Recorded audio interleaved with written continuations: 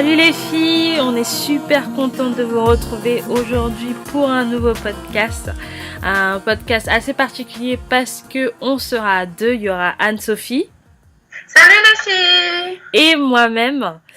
Et aujourd'hui, on va vous faire le premier épisode d'une série qui s'appelle Roulement de tambour. Un roulement de tambour un peu qui fait pitié quand même.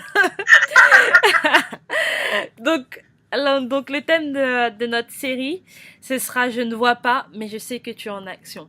Donc comment ça va se dérouler cette semaine? C'est Anne-Sophie qui va nous partager son témoignage. Et la semaine prochaine, ce sera à moi de partager mon témoignage. Donc allons-y. Let's go, c'est parti les amis. Alors, je vais raconter un peu mon témoignage. C'était par rapport à ma recherche d'alternance. J'ai commencé à chercher mon alternance pour cette année puisque je suis en M1 dans une école de commerce. Et j'ai commencé à chercher en mai.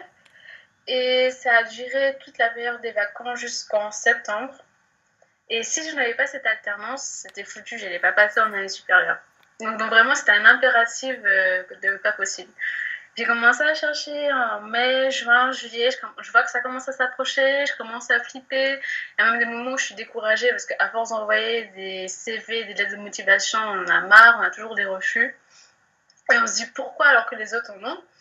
Et à un moment, j'ai arrêté carrément de chercher pendant un mois, pendant la période où j'étais en Martinique, parce que ça me décourageait en fait. J'arrivais même plus à envoyer des CV, des lettres de motivation.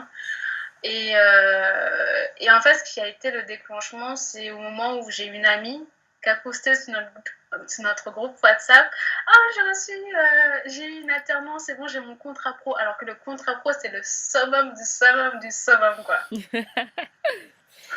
Et du coup, quand tu as su que ton ami avait eu cette alternance, ce contrat pro, le contrat en or, j'imagine, qu'est-ce que tu as ressenti? Est-ce que tu as éprouvé de la jalousie? Comment tu as ressenti ça en fait?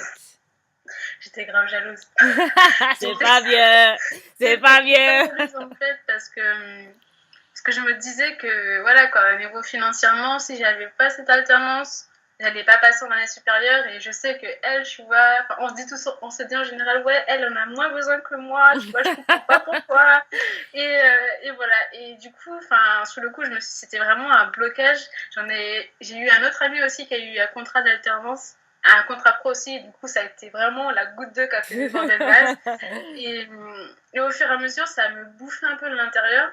Mais je me souviens qu'il y a un jour, lors d'une prédication, le pasteur a dit que si on envie les bénédictions des autres, Dieu ne peut pas nous bénir. Donc ça a été comme une sorte de libération et je me suis dit, mais ce que je fais, c'est mal. Je devrais être heureux pour eux, mais en fait, je ne suis même pas heureux pour eux. Et ça a été un peu comme l'article le dernier article qui a été posté sur la comparaison. Il ne faut pas se comparer aux autres. Dieu a une bénédiction pour chacun d'entre nous. Amen. Et du coup, qu'est-ce qui t'a permis de tenir lorsque tu ne trouvais rien? Alors, il y a deux versets qui m'ont permis de tenir. Le premier, c'est le psaume 23, verset 4. Quand je marche dans la vallée de l'ombre de la mort, je ne crains aucun mal, car tu es avec moi, ta houlette et ton bâton me rassurent. J'ai une chanson en plus avec ces paroles-là, alors je la chantais tout le temps. Et le deuxième verset, c'est Lamentation de Jérémie, 3 versets 21 à 22. Mais voici ce que je veux me rappeler, voici ma raison d'espérer. Les bontés de Dieu ne sont pas épuisées et il n'est pas au bout de son amour. Amen. Donc c'était vraiment les deux versets qui me parlaient et je me disais que j'avais cette certitude de Dieu que j'allais trouver, je ne sais pas quand, je ne sais pas à quel moment, même si ça me bouffait quand même, mais j'avais cette certitude que Dieu allait répondre à ma demande, quoi. C'était obligé. Et quel est le mot de fin? Qu'est-ce qui s'est passé à la fin? Est-ce que tu as trouvé un contrat d'alternance? Comment ça s'est passé? Raconte-nous tout. Alors, mon contrat, j'ai trouvé une alternance. Bon, j'ai pas trouvé ce que je souhaitais, bien sûr, mais en fait, plus les jours avancent et plus je me dis qu'en fait, c'est vraiment le contrat parfait pour moi, en fait. Parce que j'ai trouvé une alternance, en fait, dans un service civique. Et comme c'est un service civique, j'ai beaucoup plus de responsabilités que j'aurais pu avoir dans une entreprise lambda. Bon, certes, j'ai pas mon contrat pro, donc mes études ne sont pas payées par mon travail, mais c'est ce qui me permet justement de payer mes études et c'est amplement suffisant.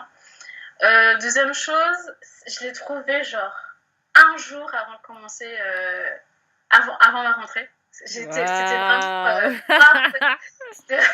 c'était le summum, franchement, j'étais en mode libération. Et deuxième chose, j'ai des vacances, alors que ceux qui sont en contrat pro n'ont pas de vacances. Aïe, aïe, aïe. Elles sont payées.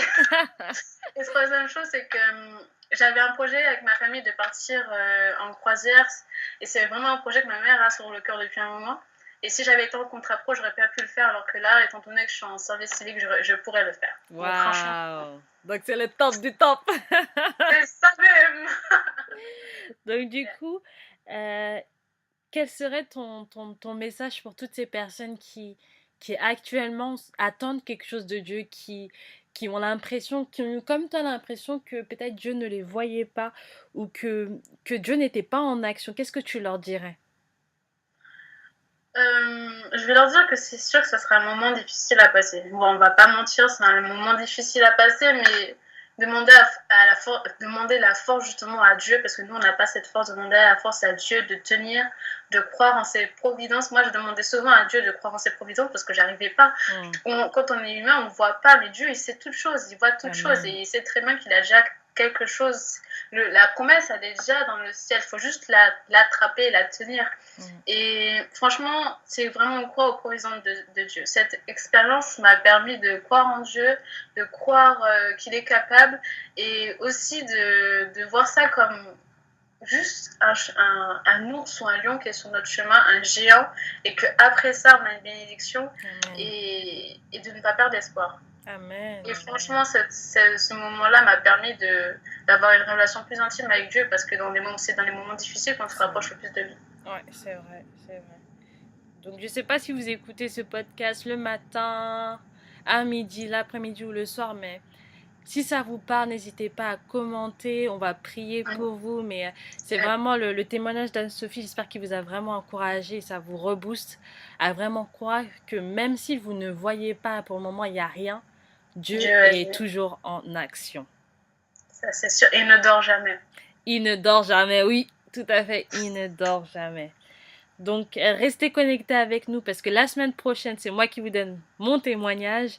Et vraiment, soyez bénis et on vous aime. On vous aime très, très, très fort. On aime de l'amour de Dieu.